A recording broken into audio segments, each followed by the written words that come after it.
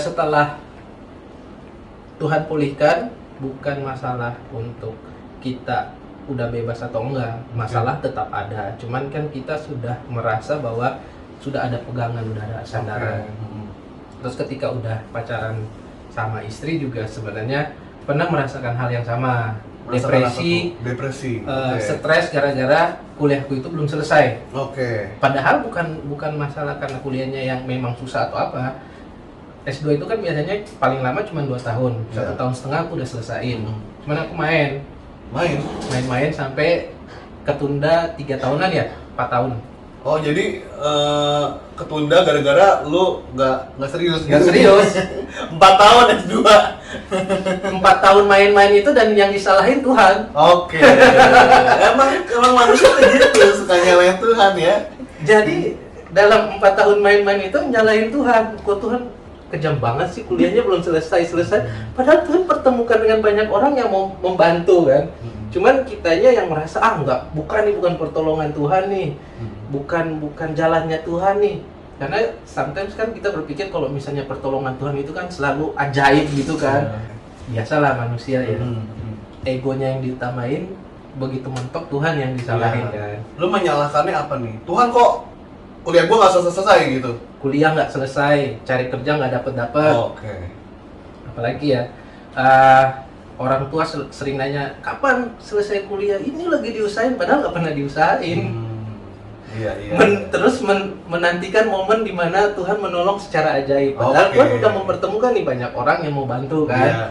Cuman kan ya namanya manusia selalu berangan-angan bahwa wah pertolongan Tuhan itu kan tiba-tiba terjadi gitu kan. Kayak mujizat langsung jadi, langsung beres kuliah tiba-tiba. Padahal ya Tuhan kan udah bilang harus bekerja dan berdoa. Betul. Jadi apa yang kita doain harus kita kerjain. Baru Tuhan berkati. Karena Tuhan nggak mungkin memberkati kalau kita nggak siapin wadahnya, kita nggak ada usahanya. Tuh, jadi Tuhan tidak memberkati orang yang malas. Bener-bener istilahnya di dalam masa 4 tahun itu mulai dari main-main sampai akhirnya depresi sendiri gitu loh kok. Mulai mikir nih orang-orang teman-temanku yang tadinya S1 aku udah selesai, mereka masih pada kuliah udah punya kerja, udah punya karir.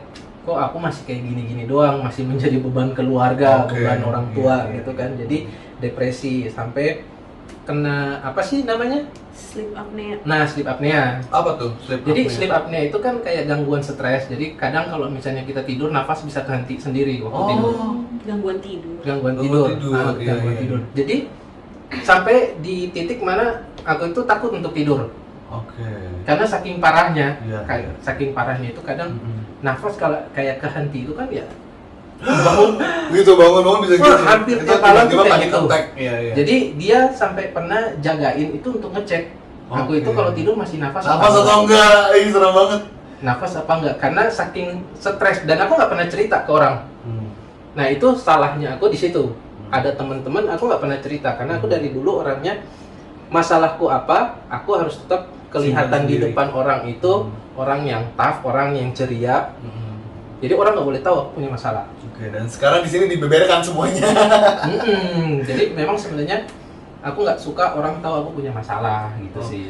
Jadi ya pokoknya aku pengen orang lihatnya aku itu orang yang selalu happy gitu aja sih.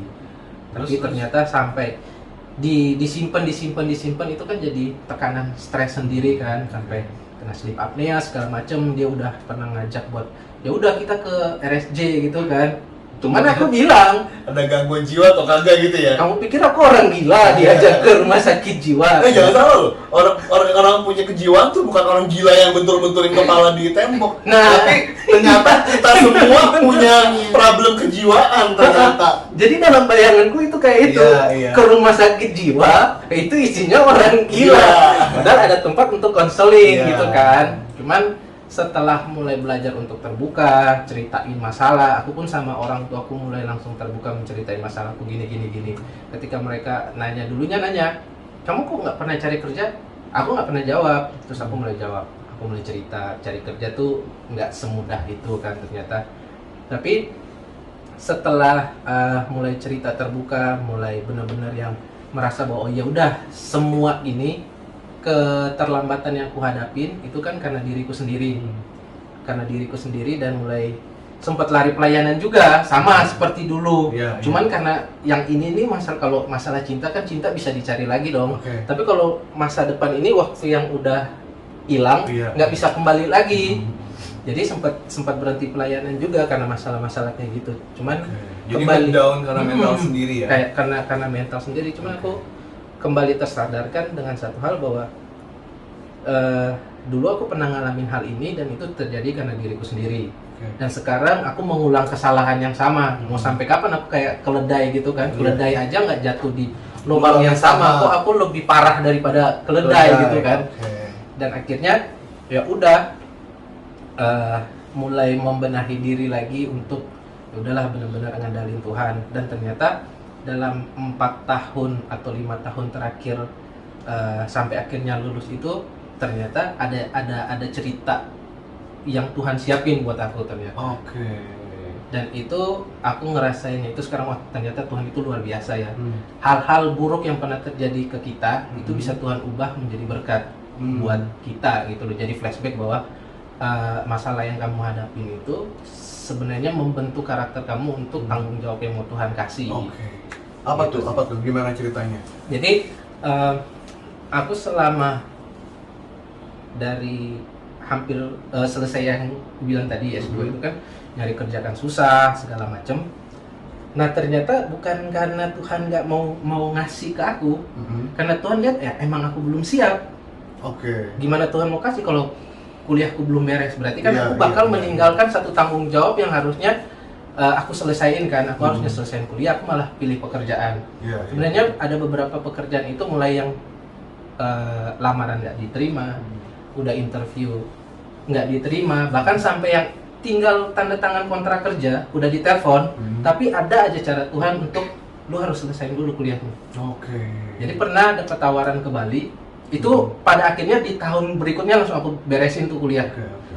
Dapat tawaran kerja di Bali, udah ditelepon, ya udah nanti tinggal datang untuk tanda tangan kontrak.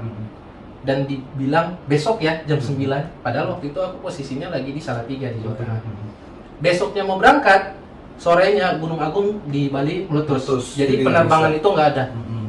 Jadi benar-benar dibikin cara gimana kita harus bertanggung jawab dengan apa yang udah jadi komitmennya kita waktu itu karena aku, menyelesaikan tanggung jawab.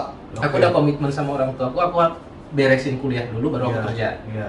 Ya udah, akhirnya setelah beres kerja temennya istriku telepon, ini ada lowongan kerja, mau nggak? Aku udah oke. Iya, iya. Terus dia bilang tanggal sekian ya, di tanggal yang sama itu aku tanggal wisuda. Nggak jadi lagi dong. Oke. Akhirnya orang lain yang masuk di situ. Tapi ajaibnya pas aku pulang seminggu kemudian di kantor yang sama, orang yang tadi kerja di bagian yang mereka tawarin itu Iya. resign. Jadi aku Resign. dipanggil lagi buat ngisi posisinya. Luar biasa ya. Jadi diselesaikan dulu tanggung jawabnya, dikelarin dulu, baru dipanggil untuk bekerja. Jadi emang Tuhan kalau bekerja step by step gitu ya. Step by step. Nggak Jadi instan. memang benar-benar kita harus rubah karakter dulu.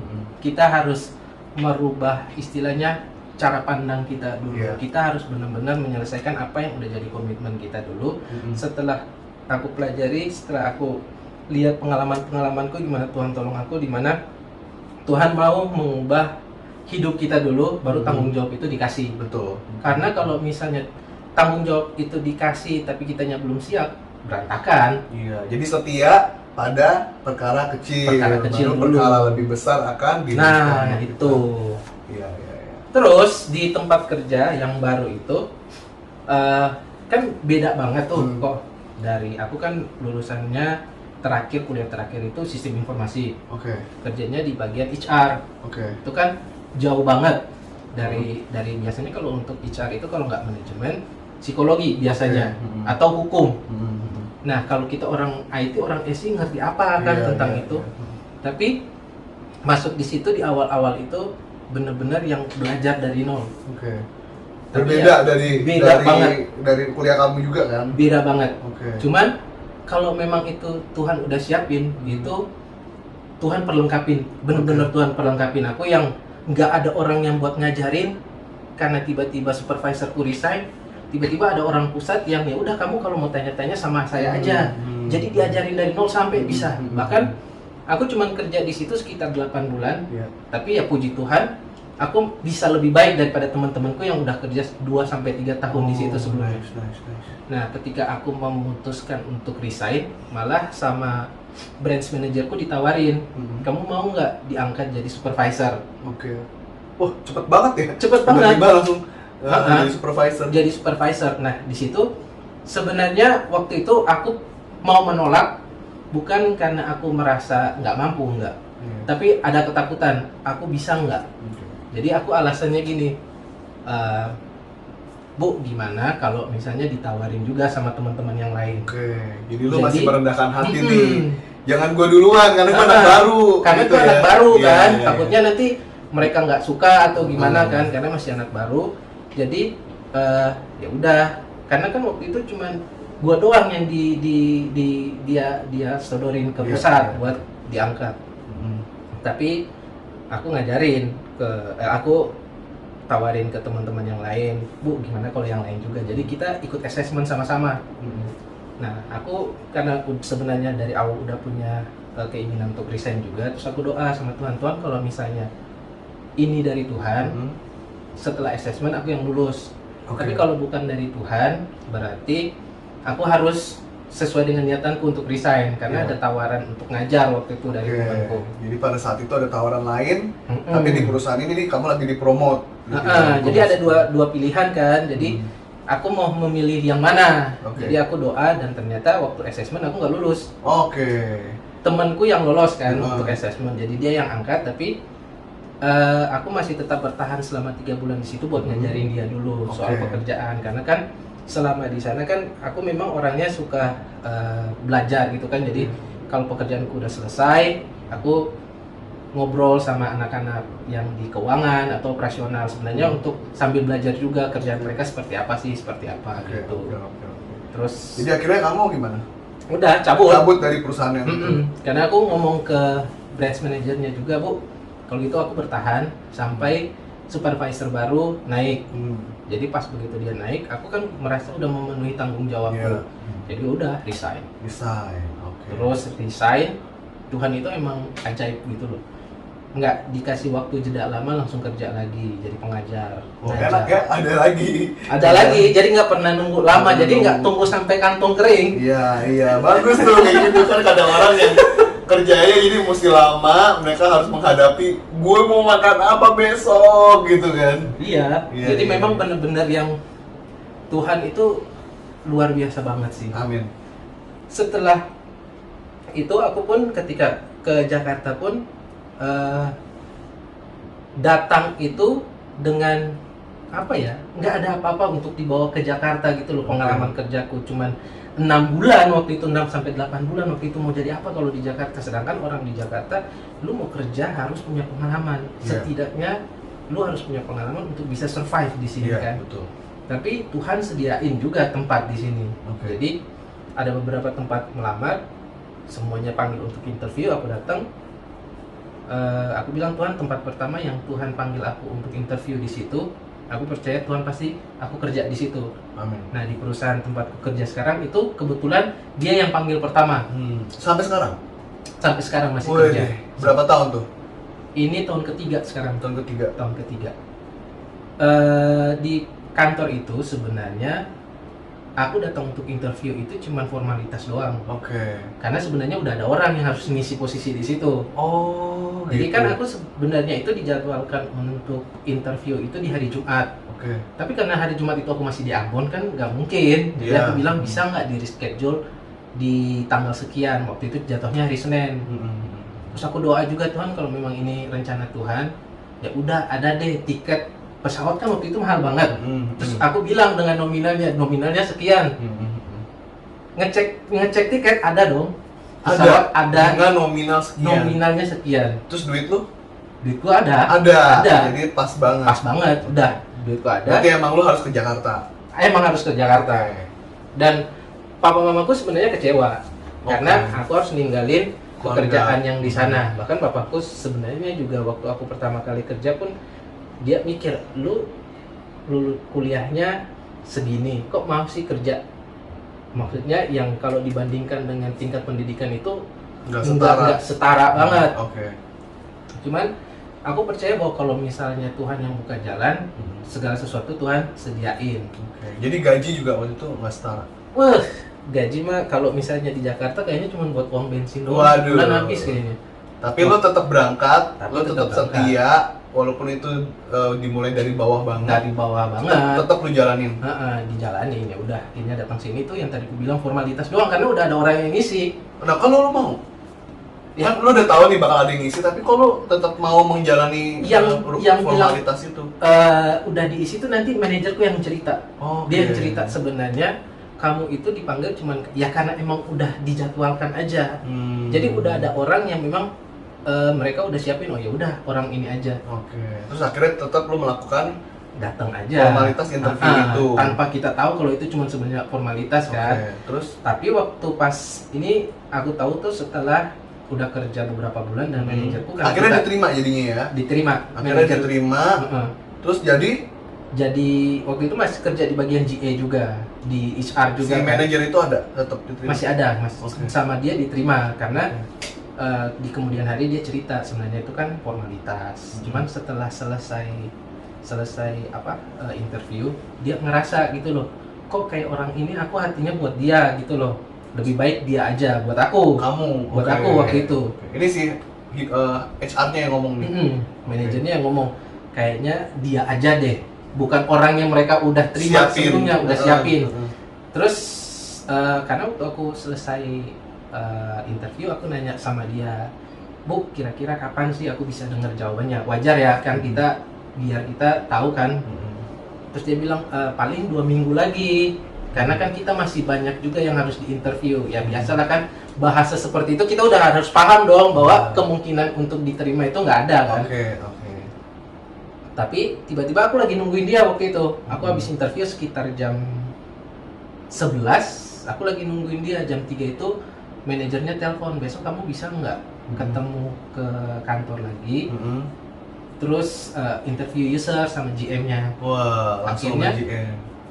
besoknya berangkat, langsung diterima hari itu. Waduh.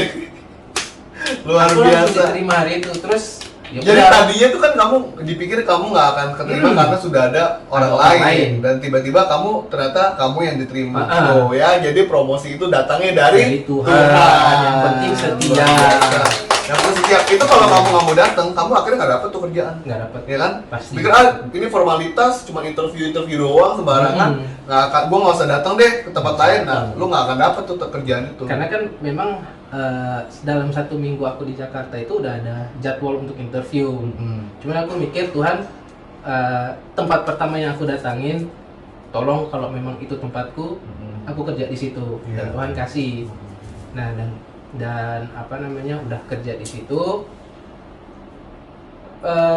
kurang lebih berapa ya? Setahun ada. Tiba-tiba manajerku ini, dia kan hamil punya anak. Dia tiba-tiba mutusin untuk resign. Dia resign dari perusahaan, nggak cari karyawan lain, tapi promote aku. Oh, kamu yang dipromosi Aku yang lagi. dipromot. Nah, aku tuh mikir gini loh, kok bisa ya? Maksudnya aku itu masih baru di situ. Ada karyawan yang lain dan di situ minoritas juga kita. Minoritas juga yang anak Tuhan itu cuman 4 orang. Jadi yang sisanya itulah saudara sepupu semua. Terus aku orang timur sendiri di situ. Gelap sendiri di situ.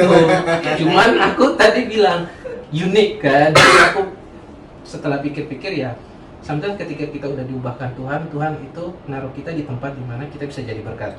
Segala yang kita anggap kekurangan itu Tuhan bikin jadi keunikan kita sendiri. Amin. Dipromot dan akhirnya sampai sekarang aku gantiin tuh tempatnya manajer itu. Jadi aku setelah review ke belakang, kok kayaknya setiap kali Tuhan mau tempatin aku di satu tempat, itu ada orang dulu yang di situ. Jadi kayak dia ngejagain dulu gitu loh, ngejagain tempat itu sampai aku siap, baru Tuhan naruh aku di situ. Di tagging, jadi ibaratnya kita ngantri bangkunya di tagging sama orang tunggu sampai kita siap menerima bangku itu. sampai siap untuk terima bangku itu baru kita di situ. Nah, aku flashback ke belakang juga, untuk bisa sampai di situ ternyata nggak mudah. Aku dari pekerjaan yang waktu masih di Ambon itu bekerja, apapun aku kerjain, disuruh apapun aku kerjain, sampai karena aku nggak tahu ya, emang merasa dekat dengan branch manajernya atau merasa diperalat, aku nggak tahu. Pekerjaannya pun sebagian diserahin ke aku. Oke. Mulai dari bikin KPI segala macam, penilaian apa segala macam, pekerjaan-pekerjaannya dia itu diserahin ke aku, sampai aku kadang mikir, kok aku kerja gaji cuma segini tapi kerjanya kok gini Semuanya gue yang kerjain, gua semuanya. aja terus. Itu yang sebenarnya menjadi salah satu kenapa aku resign waktu itu. Oke. Nah, ternyata aku pikir dengan resign dan bekerja di tempat yang baru nggak akan ada muncul masalah yang sama. Ternyata di tempat aku bekerja sekarang dulu, Iya. sama aja, Sama juga. lebih parah malah. Semua kamu yang kerjain. Semua ternyata sampai ke sini, sampai hari ini baru Tuhan kayak ngasih pencerahan ke aku tuh, bahwa segala sesuatu yang dihadapin dulu itu untuk mempersiapkan aku ada di tempat yang sekarang. Tuh mantep ya. Jadi semuanya ilmu-ilmu yang kamu kerjain, which is yang sebenarnya bukan tugas Bukan kamu, tugasku. bukan pekerjaan kamu lakukan sampai akhirnya kamu berada di sini, kamu Di bisa sini. ngerjain itu semua. Bisa ngerjain. Jadi ilmu itu gak hilang, Nggak hilang, kepake kepake malah. semua. Wih, luar biasa. Tuh, Jadi kita baru tahu ya, terakhir baru tahu, oh iya ya, gua harus ngerjain ini supaya di masa depan, di masa sekarang ini gue bisa ngerjain dan nggak salah dan nggak dibohongin gitu ya. Iya, betul. Jadi memang sometimes kita kan cuma lihat puzzle-nya kecil-kecil, Iya. tapi kalau misalnya Tuhan udah susun jadi satu frame, baru kita ngerti, oh Iya. ternyata ini tuh yang Betul, Tuhan ngeliatnya tuh udah jauh ke besar depan dari yang kita lihat. Iya. Cuman ya itu sih, kadang di tengah hal-hal seperti itu kan pergumulan ada, ketahanan kita juga diuji di situ. Kalau misalnya kita nggak kuat dan bersandar sama Tuhan juga, ya pasti kita bakal lari juga gitu loh kok. Dan aku pun sometimes pengen menyerah gitu loh. Oke. Cuman kayak Tuhan ingetin lagi bahwa ketika Tuhan taruh di situ, Tuhan pasti sediain kekuatan kok. Amin, pasti. Gitu. Ya.